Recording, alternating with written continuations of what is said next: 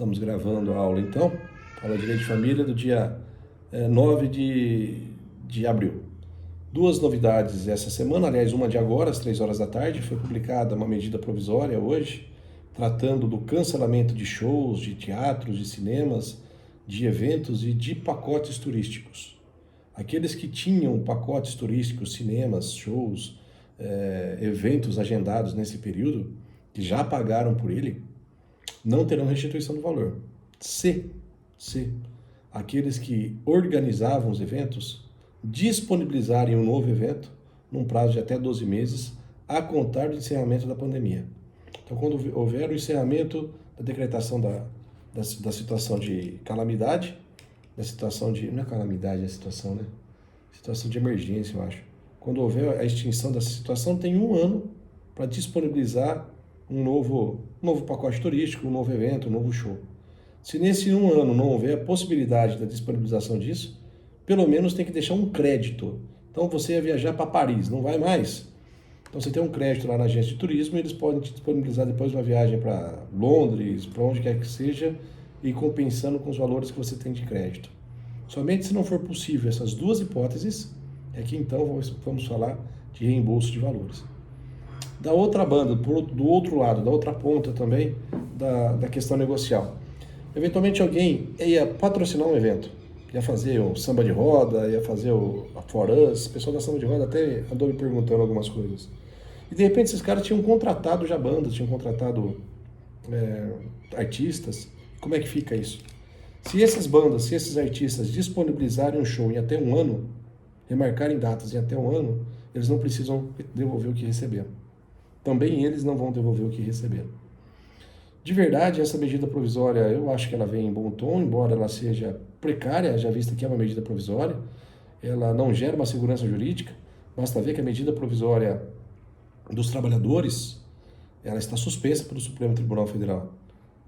Ela foi editada na semana passada, já se encontra suspensa, né? E essa medida agora, por ser provisória, pode ser que o Congresso não a ratifique, que o Congresso não aprove, que o Congresso não a vote no espaço de 120 dias, e então ela perca a validade. Entretanto, embora eu seja adepto da relação de consumo como preponderante, é fato que teremos que gerar um equilíbrio das relações, né? E também temos que levar em consideração caso fortuito, força maior, que a agência de turismo, que as outras empresas não estavam preparadas para isso. Então, de certa forma, houve um acomodamento de situações, deixamos de aplicar o texto frio do artigo 18 do CDC, deixamos de levar em consideração que é apenas o CDC que rege essas relações, e aí pensamos um pouquinho também no fornecedor. Casamentos e aniversários que contrataram e pagaram buffet para o evento também entra nessa medida provisória, não de forma expressa, mas podemos chamá-los de eventos, Marcos. Não está falando lá de buffet, nada disso. Fala, aliás, deixa eu ver se eu tenho ela aberta aqui, cara. Não tenho mais. Não tenho mais ela aberta aqui. Mas ela fala de eventos, cita textualmente cinema, teatro, shows, fala expressamente. E lá no parágrafo 3º fala que se aplica também aos pacotes de turismo. Entretanto, dá para a gente usar para analogia, Marcos. Dá sim, dá para aplicar essa regra como sendo de eventos. Beleza? Alguma pergunta a mais? Joia? Tá bom, hoje não, na terça-feira também, olha, faz uns 20 anos que eu dou aula de direito de família. Eu acho que conheço alguma coisinha de direito de família, principalmente do conceito de direito de família que nós apresentamos para vocês já.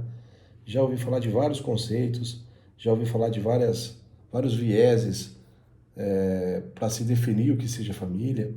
E a diferença de definição e conceito é que a definição vem da lei e o conceito somos nós que estabelecemos, né, nós que criamos.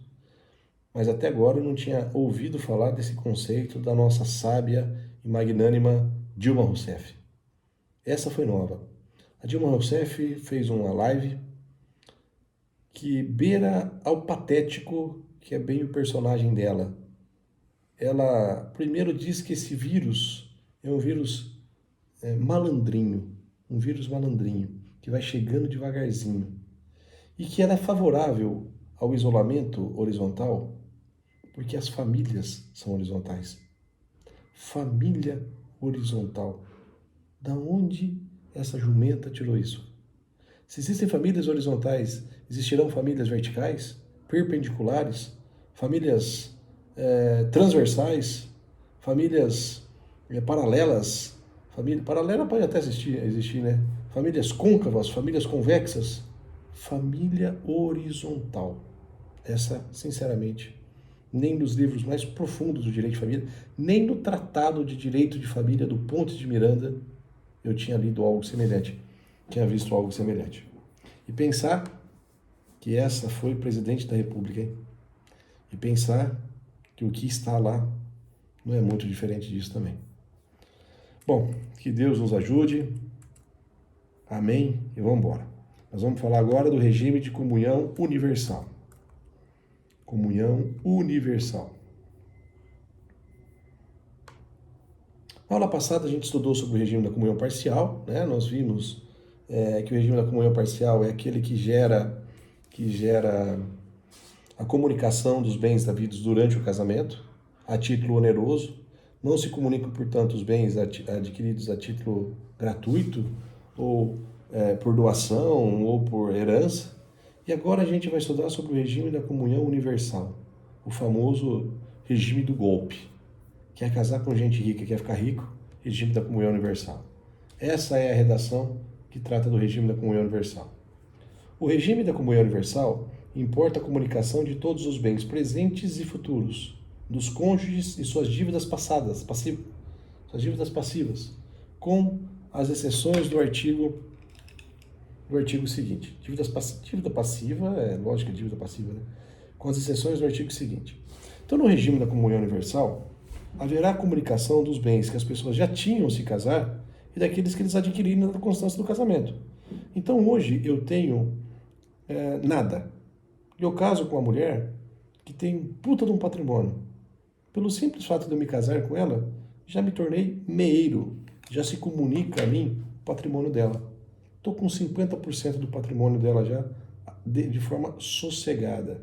O curioso é que esse regime era o regime legal até 1977, quando surgiu no Brasil a lei do divórcio. E tinha um motivo, né? Tinha uma explicação para isso. As pessoas não podiam se divorciar. Se não podia se divorciar, a vida era incomum mesmo. Portanto, o regime era de comunhão universal. Quando sobrevém a lei do divórcio, o regime legal passou a ser da comunhão parcial. E então nós tivemos essas exceções que aqui estão.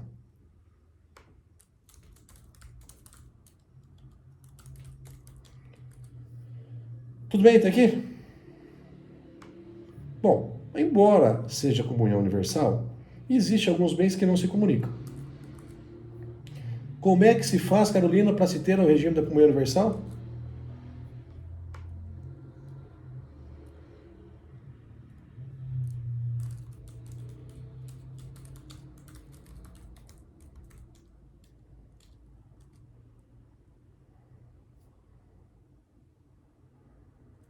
Se eu quero me casar no regime da comunhão universal, o que eu preciso ter previamente?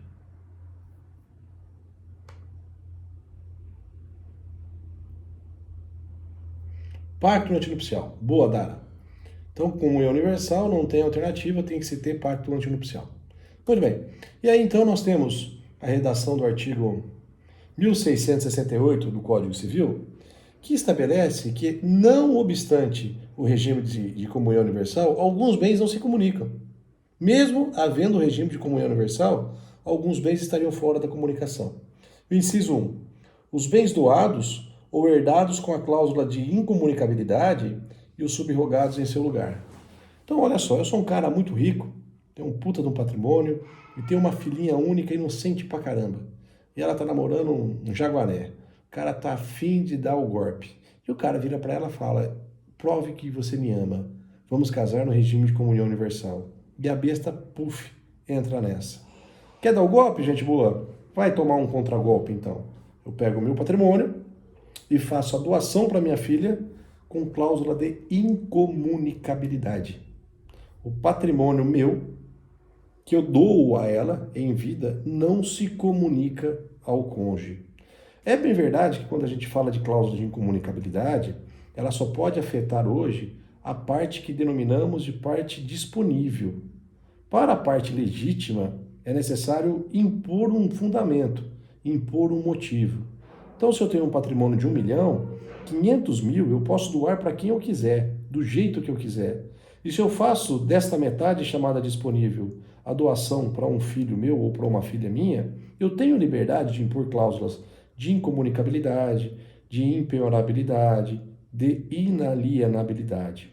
Mas os outros 50%, chamados de parte legítima, que cabe necessariamente aos herdeiros legítimos, que são descendentes, ascendentes e cônjuge, para estes só haverá a imposição da cláusula de incomunicabilidade se houver motivo justificável.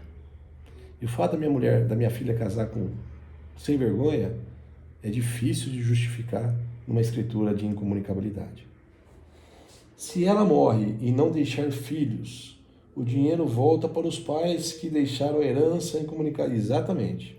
Na ordem de vocação hereditária, nós teremos assim. Estão ouvindo a doidinha gritar aqui no fundo?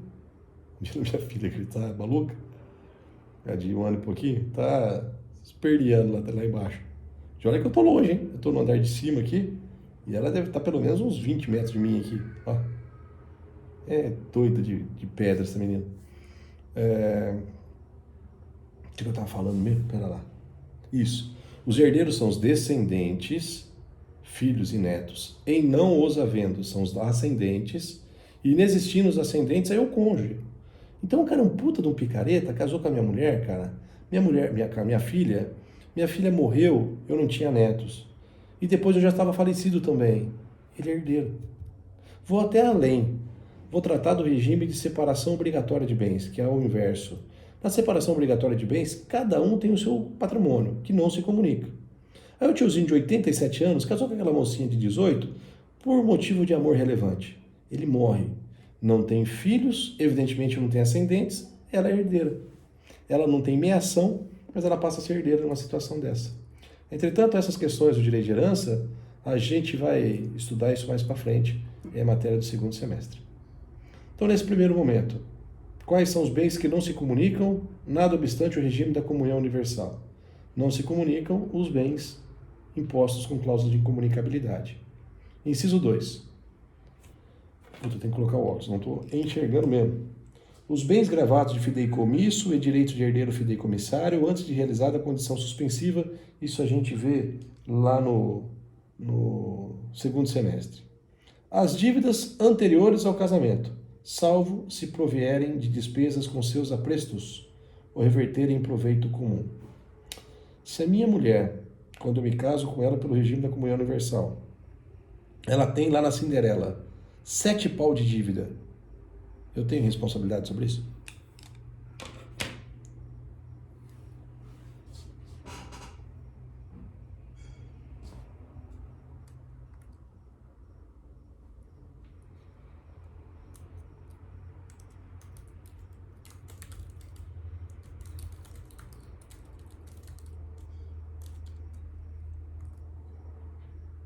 Beleza.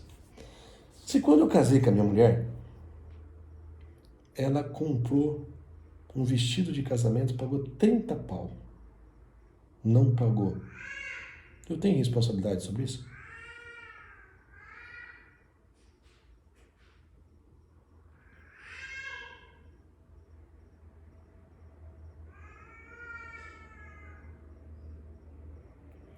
O famoso vestido de noiva, que ela paga uma fortuna e vai usar uma única vez. 30 mil no vestido de noiva, ela não pagou. Eu tenho que pagar? Sou responsável por essa dívida? Se comunica a mim? Sabe o que quer dizer aprestos? Despesas para o casamento. Se nós olharmos a redação do inciso que eu postei aqui agora para vocês, o inciso 2, está assim. O inciso 3, as dívidas anteriores ao casamento, salvo se provierem de despesas com seus aprestos. Então, despesas de buffet anteriores ao casamento, despesas de preparação para o casamento, despesas de viagem para o casamento, despesas com a vestimenta do casamento, tudo se comunica. Inciso 4. As doações antinupciais feitas por um dos cônjuges ao outro com a cláusula de incomunicabilidade. Meu, aqui é o cúmulo da burrice. No Código Civil antigo, nós tínhamos o chamado regime de dote, chamado regime dotal, como se fosse a Índia aqui, regime de dote mesmo. Então eu vou me casar com uma mulher, eu me caso com ela se a família dela me der um dote, me der uma parte do patrimônio que é só meu, ok? Esse regime do dote, por questão óbvia, não existe mais. Não dá para conceber, em pleno século XX, nós pensarmos em dote para casamento, principalmente da família da mulher ter que pagar um dote para o homem, né? Mas saiu o dote e ficou a sua reminiscência, ficou algo muito parecido aqui, que é exatamente esse inciso, o inciso 4. Vou transcrevê-lo de novo aqui.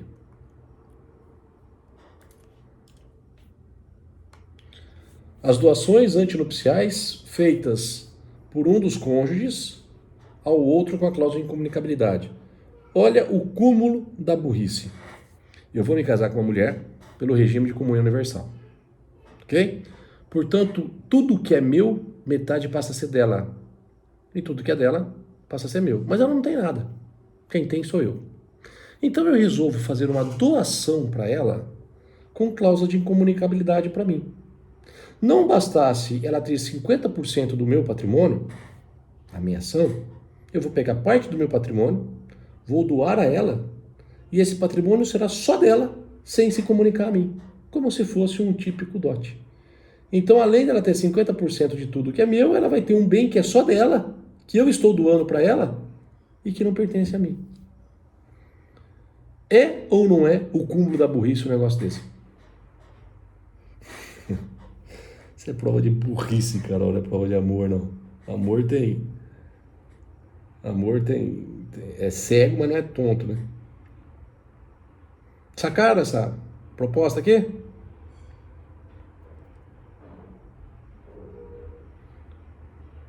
Joia.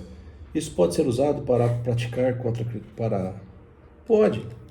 para fraude contra credores, né, Guilherme? Pode sim, pode ser usado como fraude contra credores. Se considerado que é fraudulento, artigo 157 e 158 do Código Civil.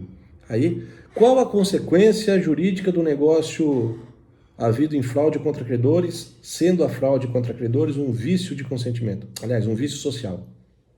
Qual a consequência para o negócio? Se o negócio é declarado fraudulento, qual a consequência jurídica desse negócio?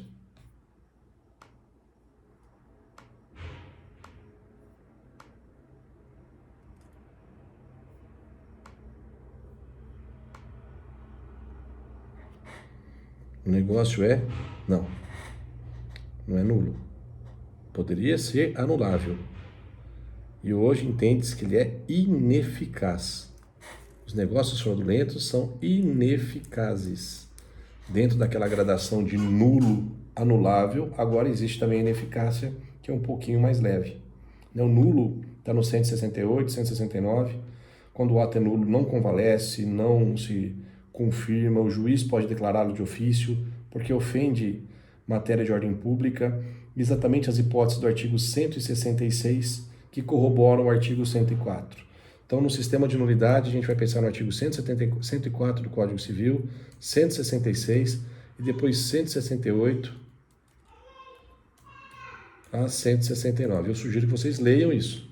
Já nas anulabilidades, o vício é um pouquinho menos grave. Existe vício de consentimento, vício social. A lei fala de anulabilidade da fraude contra credores e vai estar no 171 até, acho que o 179 do Código Civil.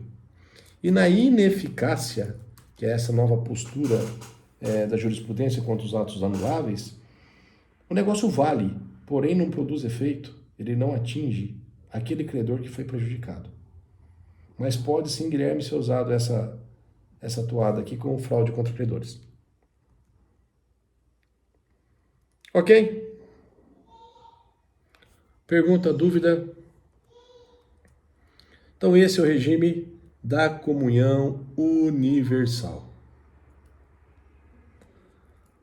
O outro regime é chamado de participação final dos aquestos.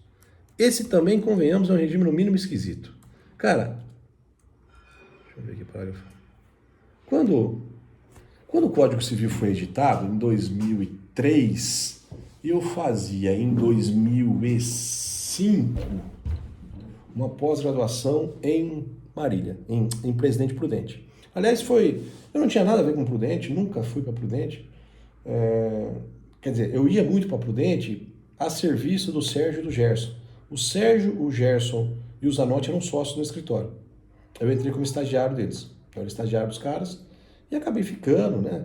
Depois o Zanotti rompeu a sociedade com o Sérgio e com o Gerson e eu fui trabalhar com o tempo com o Zanotti, já como sócio do Zanotti. Aí depois o Zanotti saiu da sociedade e eu fiquei com o Cassiano até o final do ano passado, quando também colocamos fim à sociedade depois de quase 10 anos. E na época, o escritório deles era muito grande, advogavam para vários bancos, então eu ia muito para Prudente.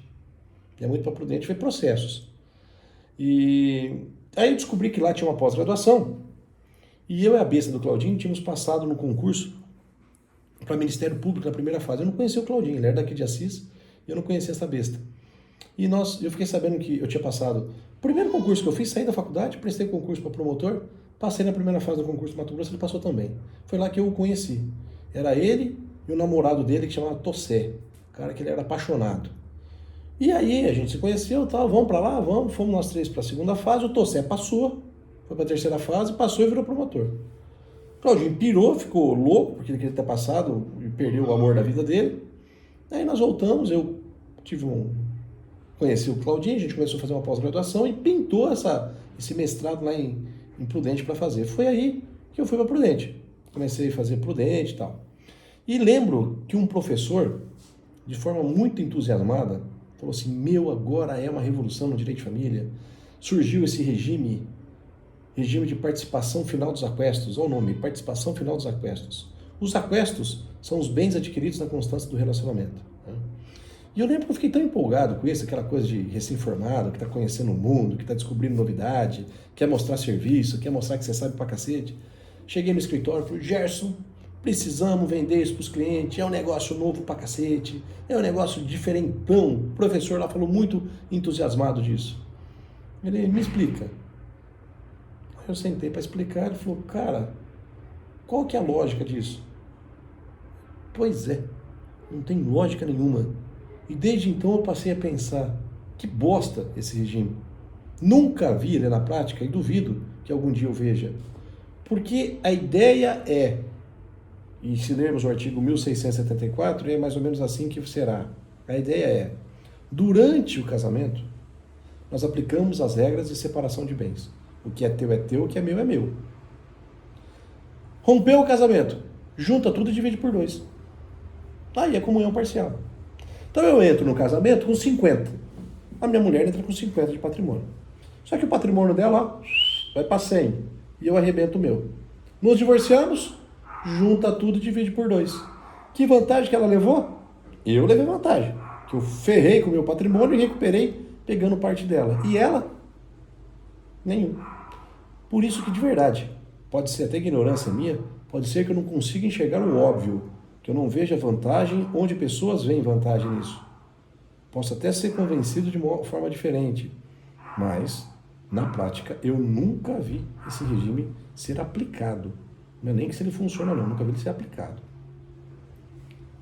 Tudo bem?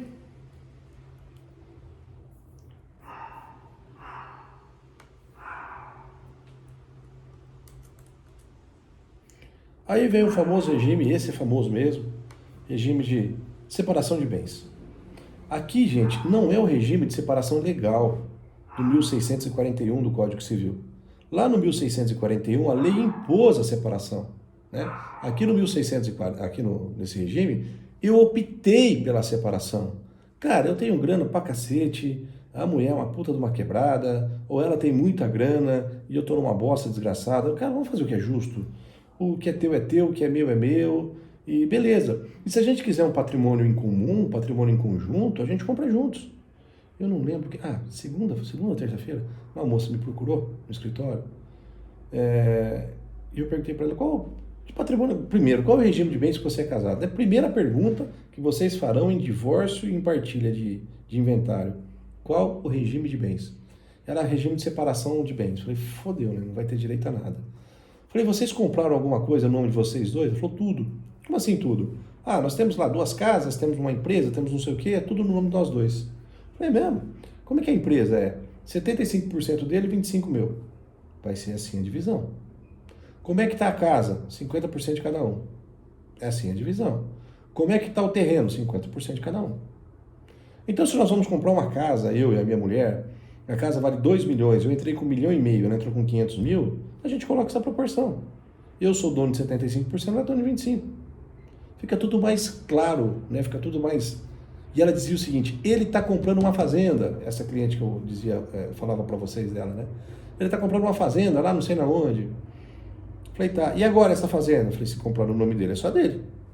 Se ele tiver um excesso de bondade, duvidosa nesse momento, e quiser colocar no seu nome, será seu. Se comprou no nome dele, é apenas dele. Daí que vem o artigo 1687, puta que pariu, eu tô ceguinho. Estipulada a separação de bens, estes permanecerão sob a administração exclusiva de cada um dos cônjuges, que os poderá livremente alienar ou gravar de ônus real. Ambos os cônjuges são obrigados a contribuir para as despesas do casal na proporção dos rendimentos de seu trabalho e de seus bens, salvo estipulação em contrário. Então, primeiro, fiquemos com o artigo 1687, que é uma dica extremamente importante.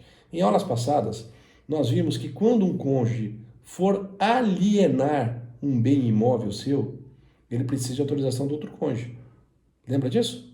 Então, se eu vou vender a minha casa, ainda que não se comunique ao meu cônjuge, eu preciso da sua anuência, da sua outorga uxória, da sua autorização. Então, pensa aqui, ó. Hoje eu tenho essa casa, amanhã eu me caso, a casa é só minha, casei por regime de comunhão parcial, a casa é só minha, resolvo vender a casa. Conquanto a casa não seja extensível à minha esposa, não se comunique a ela, ela tem que anuir, ela vai ter que dar anuência. Mas, se o regime for de separação de bens, não precisa de anuência. No regime de separação de bens, não precisa de anuência nem para alienar e nem para gravar de ônus real. Essa expressão é gravar de ônus real. O que significa gravar de ônus real? O que significa gravar o imóvel de ônus real?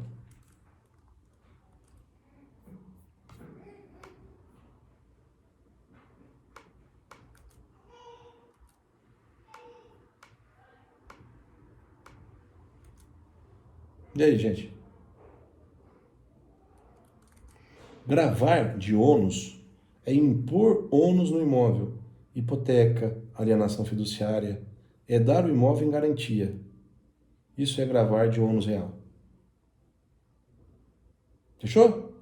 Regime de separação convencional de bens, mediante pacto antinupcial. No regime de separação legal, não precisa de pacto, porque a lei impôs. Artigo 1641. Esse regime aqui já precisa do pacto antinupcial. Pergunta, dúvida?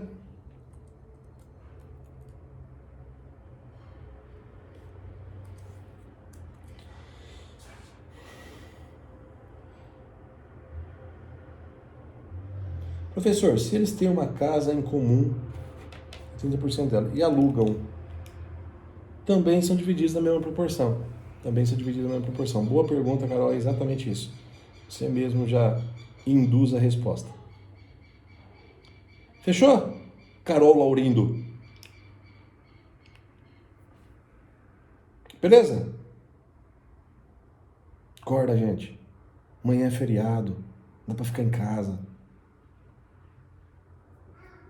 Obrigado, Flávio. Tá. Então, olha aqui. Minha filha tem 8 anos e a avó dela faz uma doação para ela de uma grana. Quem administra o patrimônio de uma menor?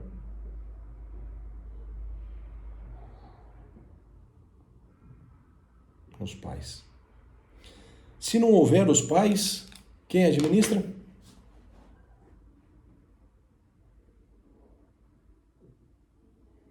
Se os pais são falecidos, isso, tutores. Mandou bem, Marcos. E se forem maiores, incapazes, quem administra? Curador. Chique. Beleza.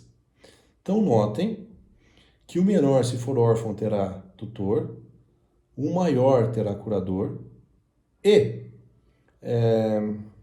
quem administra o patrimônio do menor durante o poder familiar, até os 18 anos, são os pais. Essa é a redação do artigo 1691 do Código Civil. –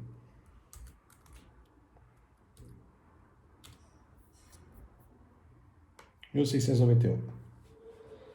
Não podem os pais... desculpa.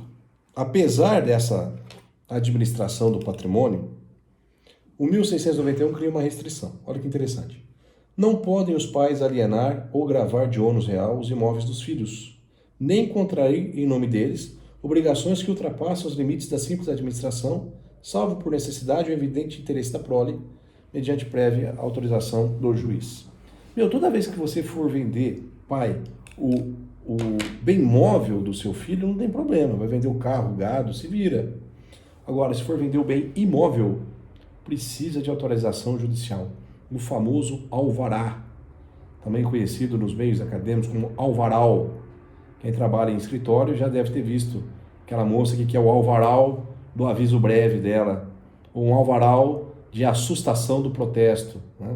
O alvaral de uso campeão. É muito comum os alvaraus. Alvará é a medida que se pede ao juiz pelo pai para autorizar a venda do bem dos filhos do menor. Tem uma galera aqui de Assis, 2 empresários, compraram uma fazenda lá em Bonito. E a fazenda era de um picareta. E o picareta estava tão fodido que ele colocou o patrimônio no nome do filho de 10 anos. 10 anos tinha um filho. Vamos comprar a fazenda? Vamos. Como é que outorga a escritura? Mediante autorização do juiz. Se o juiz não der autorização para a venda de um bem de um menor, e tem que ouvir o Ministério Público, tem todo aquele procedimento, não vai rolar a venda, não autoriza a venda. E via de regra, quando o juiz autoriza a venda de um bem de um menor assim, ele condiciona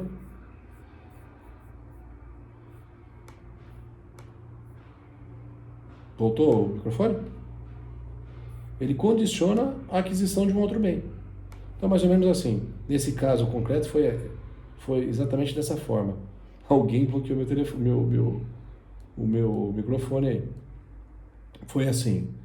Senhor juiz, requer autorização para a venda do bem do meu filho, destinado a fulano de tal, autorizando que eu lavre a escritura. O juiz, autorizo, condicionando-se o recebimento dos valores à aquisição de um outro bem em nome do menor. Pronto, vai vender o bem do menor? Coloque em nome do outro bem em nome do menor. Por isso, gente, que eu sempre aconselho em divórcio, não venham com essa conversa de colocar bem em nome de filho. Para.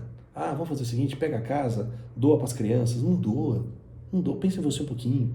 Essas crianças vão precisar lá na frente, sim.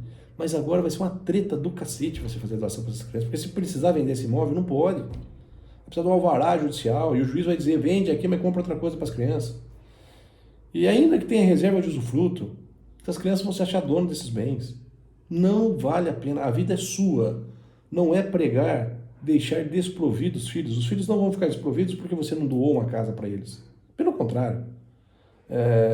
Porém, a doação de bens imóveis para filhos tem esse senão aqui muito complicado. Agora pensemos assim. Um menor precisa entrar com uma ação contra o seu pai. Como é que faz? Não é o menor que representa o pai? Não é o menor... Aliás, não é o pai que representa o filho? Não é o pai...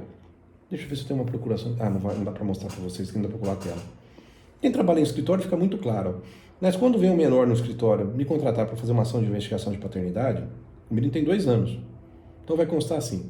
Menino, neste ato representado pela sua mãe, vem contratar Gesualdo como advogado. Ok? Então a mãe ou o pai sempre representa os interesses dos filhos. Muito bem. E se o filho tiver que entrar com ação contra o pai? Ou contra a mãe? Ou contra ambos? Como é que faz a regularização da representação processual? Eu já disse isso para vocês. O filho de 16 a 18 anos, para se casar, precisa de autorização dos pais. E os pais dizem, não vou dar. e o filho tem que fazer um pedido de suprimento judicial, uma ação contra os seus pais. Quem representa os filhos nessa hipótese?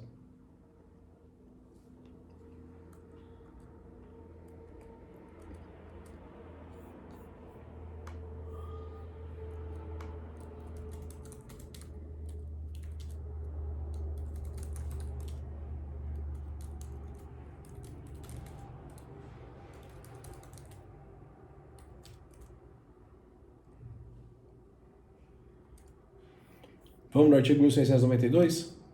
Isso aqui derrubou um monte de gente em pegadinha de concurso já. Parece óbvio e não é. O artigo 1692 estabelece assim: sempre que no exercício do poder familiar, e o exercício do poder familiar vai até os 18 anos, enquanto os filhos não completam os 18 anos, ou enquanto não houver emancipação, colidir o interesse dos pais com o filho, a requerimento do filho ou do Ministério Público, o juiz lhe dará curador especial e não tutor especial. Curador especial. E por que curador especial?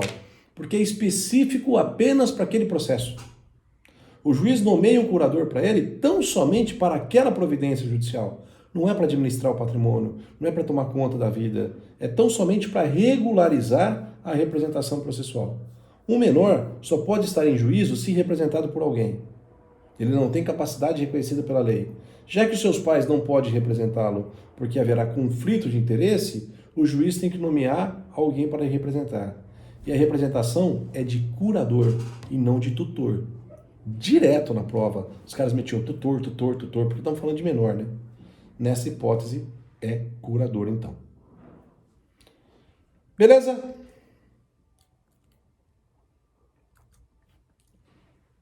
Beleza, joia. Gente, vamos para outro assunto agora. Esse muito legal, muito bacana mesmo. Nós vamos falar, e talvez nem terminemos agora, dada a importância desse tema, nós vamos tratar do bem de família. Do bem de família. Pô, é um assunto recorrente, vocês vão usar muito na atividade profissional de vocês a partir do ano que vem.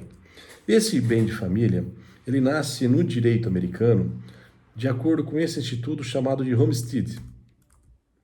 E foi mais ou menos assim, né?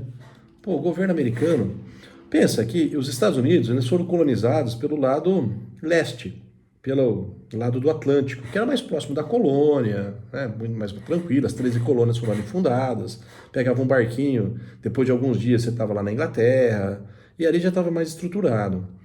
E os Estados Unidos sempre foram um país de cunho expansionista. Uma vez eu li um livro sobre a filosofia do futebol americano. O futebol americano é basicamente a cultura americana. Conquista território, defende território. Conquista território, defende território. Um general, um quarterback, distribuindo funções para que outros conquistem território. Então, na essência, a cultura americana e a história americana sempre foram de ampliação de território. Desde comprar território, como fizeram com o Alasca. O Alasca pertence à União Soviética. A União Soviética já é grande. Imagina com o Alasca. E os Estados Unidos compraram o Alasca da União Soviética. Até com invasões. Tomaram a Louisiana da França. Tomaram aquela região do Texas, do Novo México, do México. A região da Califórnia também. Enfim, sempre foram expansionistas. E na medida que eles expandiam o território, eles precisavam dar garantias aos pioneiros de se assentarem em territórios inóspitos. A geografia americana, convenhamos, se ela é privilegiada, muito mais do que a nossa, eu penso, a começar que ela é banhada, os Estados Unidos é banhado pelos dois oceanos, pelos dois grandes oceanos, né? De costa a costa. E lá você tem praticamente todas as 4 estações, tem um puta de um frio lá em cima, na região de inverno, e tem um calor do cacete aqui embaixo, na Flórida, né? Para quem conhece a região da Flórida em época de verão, carioca passa vergonha, tamanho do calor que é lá, né? Tem desde deserto, nos desertos mais fodidos ali na região de Nevada, até florestas de perfil equatorial. Então é muito múltipla a flora, a fauna, o território extenso. Então os americanos tinham alguns desafios para colonizarem o seu interior, a começar nas próprias cordilheiras. Aí tem umas montanhas ali chamadas de rochosas que praticamente tornam impossível a travessia. Já é um desafio. Segundo, os índios dos caras eram índios desenvolvidos, não tinham a pólvora, mas dominavam o cavalo, dominavam técnicas de roupa, de tecelagem, dominavam a língua, eram providencialmente guerreiros, eram voltados para a guerra e não queriam que o homem branco viesse invadir seu território. Os animais também no centro americano são animais de grande porte, a gente está falando de lobo, está falando de urso, existem grandes predadores, puma e por aí afora, né? Então havia uma série de empecilhos para que alguém saísse do comodismo do leste e fosse para o oeste. Então o governo americano, aos poucos, em alguns estados, em especial estados do Texas, criou essa lei chamada de Homestead. Quer dizer, ô gente boa, vem para cá, nós vamos dar um pedaço de terra para você aqui, e essa terra você não perde por nada, nem por dívida. Então pode investir, pode ser usado, pode tentar fazer merda, que esse territóriozinho que você tem aqui ninguém te toma. Ninguém vai tomar de você. Esse seria o germe do que chamaríamos mais tarde de bem de família. E o bem de família não é uma novidade no Brasil recente. Já estava prevista no Código Civil anterior. O Código Civil previa o bem de família, mas era um bem de família elitista, porque ele tinha que ser constituído por escritura. Pensa, em 1950, 60, os caras não tinham dinheiro para comer. Meu pai conta que ele foi ter o primeiro sapato com 8, 9 anos. O meu avô teve o primeiro sapato com 18 anos. Eles andavam descalços mesmo. A mesma roupinha. Eu peguei uma fase e eu tive uma vida bastante confortável. Nunca fomos ricos. Meu pai era bastante remediado, mas eu era filho único. Nunca me deixou faltar um nada. E mesmo assim, eu tinha um quichutezinho. Era o quichute para ir na escola de manhã, para jogar bola à tarde e para sair à noite. Era o mesmo tênis. Aquilo fedia. Parecia a cueca do Claudinho. Era um fedor horroroso. E não acabava. Tinha uma sola desse tamanho, cada um durava 2 anos seguidos. Porque as coisas eram difíceis. Hoje eu vou no mercado, vocês vão no mercado, vocês compram Yakult de pancada. Naquela época, cara, comprar um Yakult, passava uma tiazinha, tô falando da década de 80, 90, tá? Passava a tiazinha vendendo lá Yakult como um carrinho de sorvete, era um Yakultzinho por semana, que era caro pra burro. Não é que era caro, talvez fosse o mesmo dinheiro de hoje, mas é que as condições de acessibilidade eram muito pequenas. Quando eu comecei a acompanhar o salário mínimo, que eu fui me dar conta que era salário mínimo, comecei a trabalhar para o salário mínimo, meu primeiro salário foi, eu trabalhei na Grovetec, foram R$ 90. R$ 90. Eram $35. $35. A dinheiro de hoje, R$ 150. Esse era o salário mínimo. O salário mínimo, depois do governo Fernando Henrique, principalmente, teve um incremento significativo. E no governo Lula, principalmente.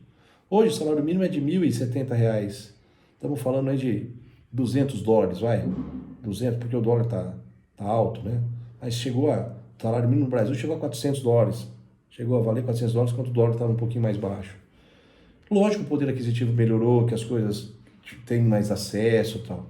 Mas se pra gente aqui, na década de 80, 90 foi difícil, imagina pros americanos, passando frio, fome, indo para um território inóspito, e de repente eles despertaram, cara, que lá no oeste descobriram ouro. E aí teve a famosa corrida do ouro. E deu tão certo esse papo do Homestead, dos caras se assentarem para aquela região do oeste, que a Califórnia é o estado mais rico dos Estados Unidos hoje. É o mais populoso, o mais importante eleitoralmente falando, e o mais rico.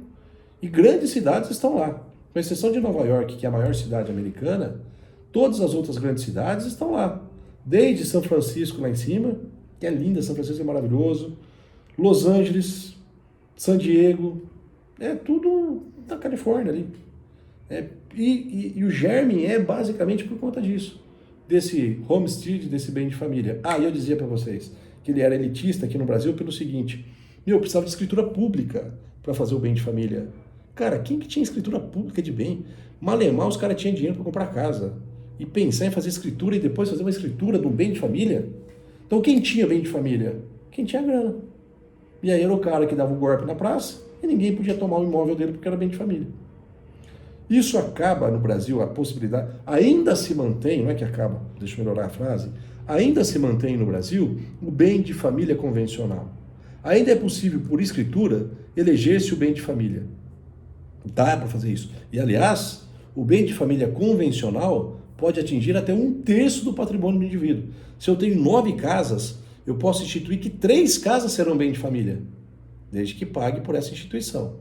O bem de família convencional ainda se mantém. Deixa eu ver se eu marquei o artigo dele. Está no artigo 1711 do Código Civil e depois vocês leiam o artigo 1711. Está aqui, ó, 1711 do Código Civil, chamado bem de família convencional. Vou transcrever para vocês. Assim é a redação.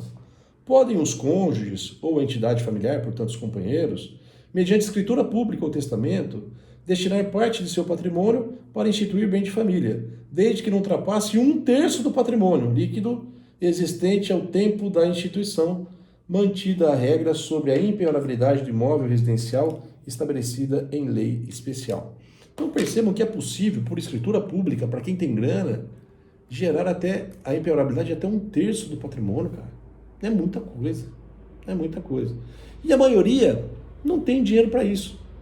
Mas a maioria tem a sua casinha, tem a duras penas o lugarzinho que mora, o seu barraco, o seu cafofo, que é onde, sob muito sofrimento, ele conseguiu se estabelecer. E a partir de 1990, com a edição no Brasil da Lei 8.009, surge então o chamado bem de família. Bem de família legal. E por que bem de família legal? Porque não precisa mais de convenção, não precisa mais de contrato, não precisa mais de acordo, decorre de lei. Basta que nós preenchamos os requisitos previstos na lei para que nós tenhamos o bem de família. Tudo bem até aqui?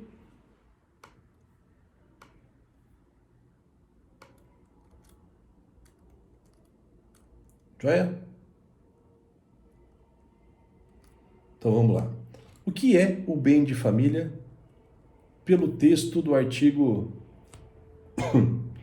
1º desta lei? Então vamos nele. Vamos ao conceito do bem de família.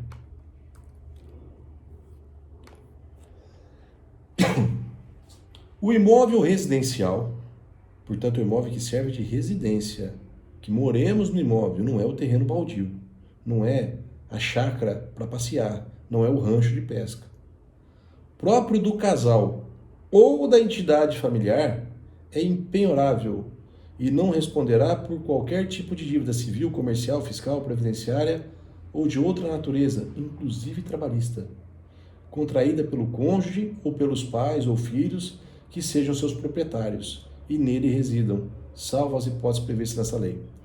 Então, para que haja o bem de família, é necessário que eu seja proprietário do bem e dele resida. Haverá o bem de família, então. Parágrafo único.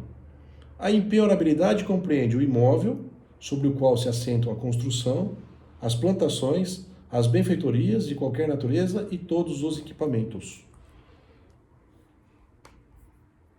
O saco? Peraí.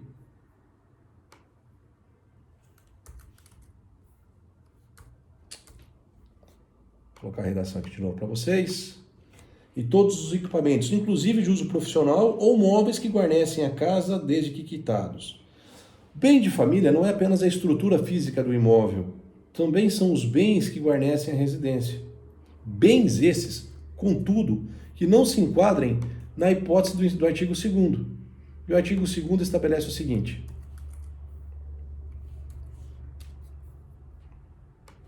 excluem-se da impenhorabilidade os veículos de transporte, as obras de arte e os adornos suntuosos. Então o carro que está na garagem é penhorável, a moto é penhorável, o triciclo é penhorável, e os móveis que guarnecem a residência, se forem suntuosos. Então não se pode penhorar, estou falando de uma realidade superior ao Tribunal de Justiça e não do caso que você viu aqui no Juizado Especial. Os juizados especiais são muito condescendentes com essa regra. No Juizado Especial eu já vi penhorar sofá, cama, guarda-roupa, vai tudo embora. O STJ, que servirá para vocês de padrão para concurso e para exame da ordem, o STJ já declarou que não se penhora microcomputador, notebook, ar-condicionado, Tem 2 televisões na casa, uma penhora. Não precisa de 2. Tem o freezer e a geladeira. O freezer vai embora. O karaokê é suntuoso, é supérfluo. O Blu-ray, da mesma forma, vai embora. Percebam, aquilo que é voltado para habitabilidade normal, esse não penhora. Para habitabilidade normal não penhora. Agora, aquilo que for supérfluo, suntuoso, aí é passível de penhora. Então, posso penhorar uma televisão na casa de um cara? Depende de quantas televisões tenho. Posso penhorar o fogão? Depende. Posso penhorar o forno de pizza do cara? Pode. Pode penhorar o forno de pizza. Pode determinar a penhora do forno de pizza, não tem problema nenhum. Pode penhorar os quadros. Cara, e o detalhe aqui importante também a ser mencionado é que não existe limite para o bem de família. Quando o CPC surgiu, ou pelo menos havia o projeto desse CPC novo, eu cheguei a estudar isso no mestrado. A galera queria limitar o valor do bem de família a 1.000 salários mínimos, que eu acho muito bem-vindo, cara. Então, bem de família é imóvel até R$ 1.170.000. Porra, é um puta do imóvel. Aí, se o cara mora numa casa de 10 milhões, manda a leilão a casa e devolve pro cara, preferencialmente, R$ 1.170.000. Pô, vai falar que com R$ 1.170.000 você não compra uma casa para morar dignamente? Um apartamentinho bacana? Ah, mas eu morava num apartamento de 300 metros quadrados, vou ter que morar num de 100 agora? Pois é, né, gente boa? Não quer reduzir o padrão de vida? Paga o que deve. É fácil viver nas custas dos outros, né? Dando balão nos outros. Mas isso não passou. Recentemente foi a leilão, houve a penhora de uma casa do milionário que custa R$ 40 milhões. Aliás, não houve a penhora da casa. A casa do cara custava R$ 40 milhões. Mais ou menos isso. E aí foi dada a impenhorabilidade do imóvel, né? Mas os móveis que guarnecem a residência foram praticamente todos penhorados. Tinha quadro, tapete persa, tinha vaso, tinha uma caralhada de coisa lá. Tudo supérfluo. Tudo passível de penhora e tudo passível de leilão. Então o imóvel que guarnece a residência não é penhorável. O imóvel não é penhorável, bem como os móveis que guarnecem a residência, salvo se esses móveis forem suntuosos, supérfluos, desnecessários, não forem imprescindíveis para uma habitabilidade condigna. E se o cara morar no imóvel rural, como é que faz? É penhorável? O cara mora numa fazenda de 100 alqueires. Penhora?